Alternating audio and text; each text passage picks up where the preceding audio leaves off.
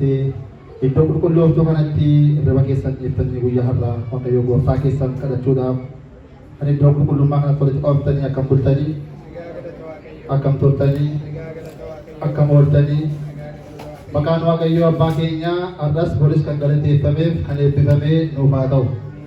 Akkasuma maqaa isaa waamnee maqaa ishee kan hin daganne haadha keenya dubaroo Maariyaam kan galateeffamteef kan eebbifamtee nuuf haa taatu. Hundumti keessanii baga guyyaa Taaboor baga geessanii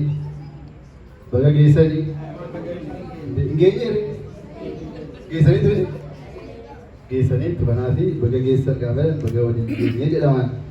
Maaliifi ayyaana waggaa ayyaantu argaa ayyaantu bichaa fi bara seenaa hundumatu argaa. Kanaaf ayyaana waggaa tokko gaafa dhufu waggaa kana malee dhuftu Taaboor jechuudha. Taaborii maal akka ta'e guyyaa har'aa hin barannaa. Guyyaa har'aa bichaadha. Waggaatti al tokko bichaa. Kanaaf ayyaana waggaa kan ga'u nama Waaqayyo jaallatee nama Waaqayyoon bulee nama Waaqayyoo isa filateetu ga'a malee namoota baay'eetu biraa deeme. Maal godhan?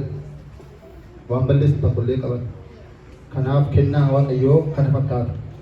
Egaa guyyaa har'aa akkuma beekamu egaa ruutiin barannaa wangeela Maatiyoos 17 lakkoofsa 1 hanga 9tti guyyaan har'aa guyyaa itti Yesuus Kiristoosii waaqummaa isaa gooftummaa isaa guyyaa inni itti mul'iseedha.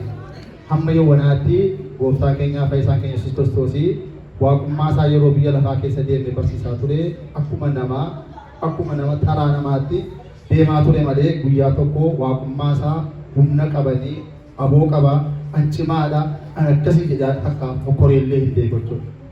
Guyyaa har'aa garuu ergamoota isaa keessaa waamee Yohaannis fa'aa Phexros fa'aa isaanii waamee kontaa'ee tabbatti wal baase. Tabbi egaa tabba Taaboritti wal baase jedha. Tabbi kan isheen itti fakkeeffamtu yeroo hundumaa mana qulqullummaadha. Manni qulqullummaa bataskaanii yeroo ijaaramtu tabba irratti ijaarama. Takkaa boolla keessatti kan gadi buusanii laga keessatti ijaarama. Lafa olkaa lafa gamaaf gamanachi qabatanii gaafatas kan arganitti yeroo tasaadamuudhaaf illee kan namaaf ta'utti tabbarratti yeroo hundumaa tulluu irratti ijaaramtu bataskaanii jechuudha.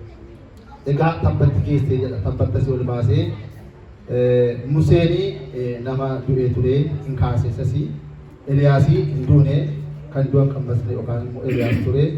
Jarreen kanas hunduma isaanii walitti waamee tulluu sana irratti egaa dinqii isaa hojjetee yeroo kana utuma inni itti haasa'u wayyaan isaanii waan hundumtu addaati jedha. Egaa guyyaa har'aa turuutti hin barattu jechuudha. Kanaaf yeroo sana egaa guyyaa har'aa egaa akkuma beekamu sila waan baay'eetu hojjetama. Cibboon fa'aa hin fayyadu. Akka biyyaatti yeroo kabajnu cibboon hin fa'aa.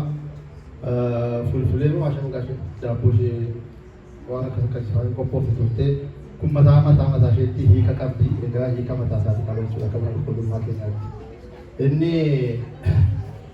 Inni sun afaan xomboorri suni kan inni agarsiisu yeroo inni dukkaneesse yeroo inni dukkanaa'e sanatti